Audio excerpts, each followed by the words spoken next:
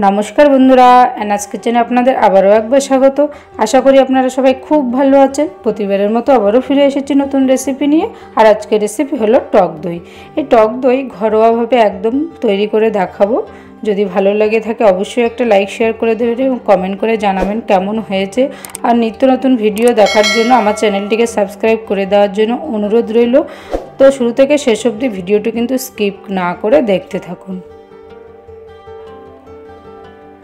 এখানে দুধ নিয়েছি 700 গ্রাম। দুধটাকে কিন্তু এবার জাল দিয়ে কমিয়ে ফেলতে হবে। 700 গ্রাম দুধটাকে পুরো হাফ করে ফেলতে হবে। দুধ যত বেশি ঘন হবে দই কিন্তু তত বেশি ভালো খেতে হবে। 700 গ্রাম দুধটাকে প্রায় আমি 350 গ্রাম মতো করে নেব। দুধটাকে জাল দিয়ে দিয়ে ঘন করে নিতে হবে পুরো। গরমকালে কিন্তু সবার বাড়িতেই টক দই হয়ে থাকে। এই টক দই কিন্তু তৈরি করা একদম সহজ, খুব সহজভাবেই দেখিয়ে দেব। এই টক দই খাওয়া কিন্তু সবার জন্য ভীষণ একটা উপকার। দুধটা কিন্তু অনেকটা পরিমাণে কমে গেছে, পুরোপুরি হাফ হয়ে গেছে। এরপরে এটাকে একটু ঠান্ডা হতে দেব। উষ্ণ গরম অবস্থায় কিন্তু এখানে আমি 2 চামচ টক দই অ্যাড করব। এই টক দইটা দিয়ে কিন্তু ভালোভাবে এবার দুধের সাথে কিন্তু মিক্সড করতে হবে যাতে কোনোভাবে কোনো দানা না থাকে।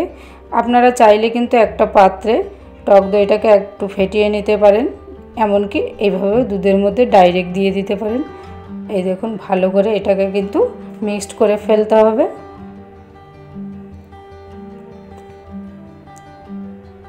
এরপরে একটা মাটির হাঁড়ির মধ্যে আমি টক দইটা পাতবো। আপনারা চাইলে এখানে কিন্তু অন্য কোনো যে কোনো পাত্রেও কিন্তু টক দই পাততে পারেন, তাতেও কিন্তু ভালো হয়। এরপরে কড়াইটাকে একটু ভালো করে গরম করে নিয়ে গ্যাসটা অফ করে দিয়ে তার মধ্যে কিন্তু স্ট্যান্ড বসিয়ে দিয়ে আমি হাঁড়িটা বসিয়ে দিয়ে ঢেকে দেবো।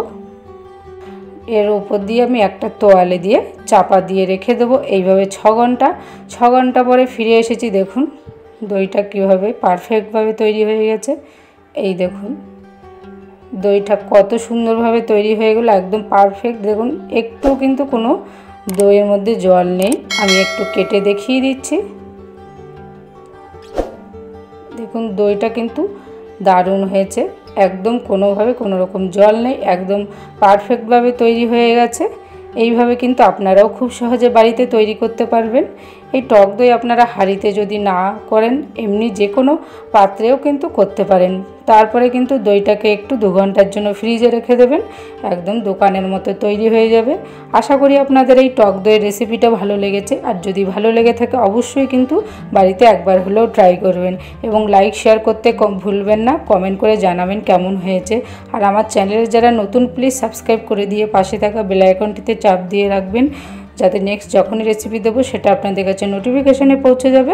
সুস্থ থাকবেন, ভালো থাকবেন, ধন্যবাদ।